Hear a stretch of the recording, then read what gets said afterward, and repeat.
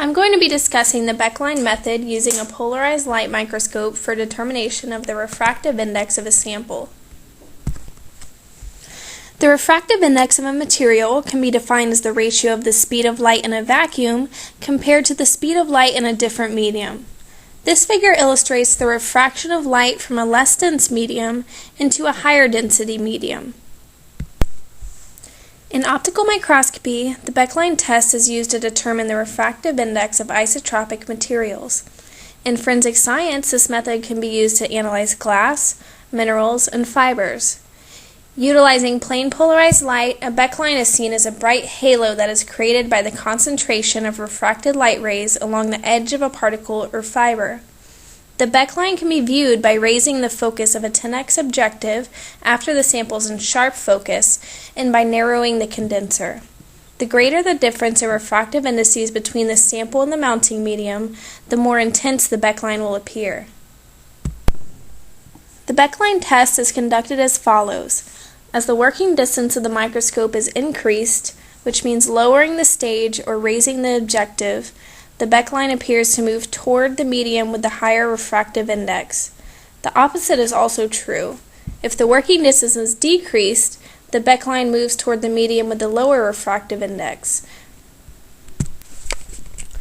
For example, in the picture on the left, the Beckline moved into the sample when the working distance was increased. Therefore, the sample, which in this case is glass, has a higher refractive index than the mounting medium.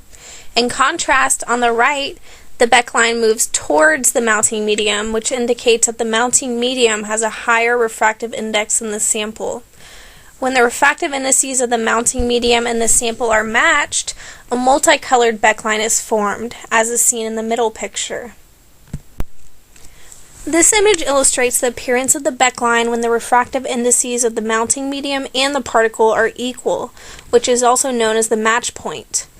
On the left, the particle is illuminated with a monochromatic yellow light which remains around the particle edges.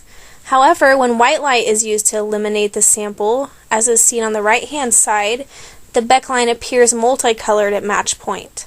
This phenomenon is caused by the dispersion of white light into its spectrum or component colors. As indicated by the arrows, the blue light component moves towards the mounting medium, the red component moves towards the particle, and the yellow light remains around the particle edges. This figure illustrates how Becklines are formed. In Figure A, the specimen has a higher refractive index than the mounting medium. When the mounting medium has a higher refractive index, the specimen acts as a converging lens and concentrates light above the specimen plane. Therefore, when the focus is raised, the Beckline appears inside the specimen. In Figure B, the opposite is true, and the mounting medium has a higher refractive index than the specimen. In this case, the specimen acts as a diverging lens and concentrates light at its boundaries. Therefore, when the focus is raised, a bright Beckline appears to surround the specimen. Using the same principle, the Beckline method can be used to determine the refractive indices of anisotropic fibers. Fibers vary in density in two directions, which causes light to be separated into two rays inside the fiber. One direction is parallel to the fiber, which is known as in parallel, and the other is perpendicular to the fiber, which is known as in perpendicular. A fiber oriented with its length parallel to the polarizer, which is usually set in the east to west position, allows in parallel to be measured, whereas a fiber oriented with its long axis perpendicular to the vibrational direction of the polarizer allows in perpendicular to be measured.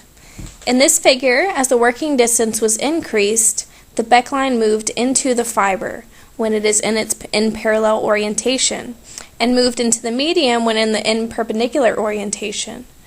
This means that the refractive index of in parallel is higher than the mounting medium, and the refractive index of in perpendicular is lower than the mounting medium. To sum it all up, as the working distance is increased, the Beckline appears to move into the material with a higher refractive index. In this case, orthoclase has a refractive index of 1.51, and the mounting medium has a refractive index of 1.54. Therefore, the Beckline moves into the mounting medium when the microscope stage is lowered. The end. Thank you for watching.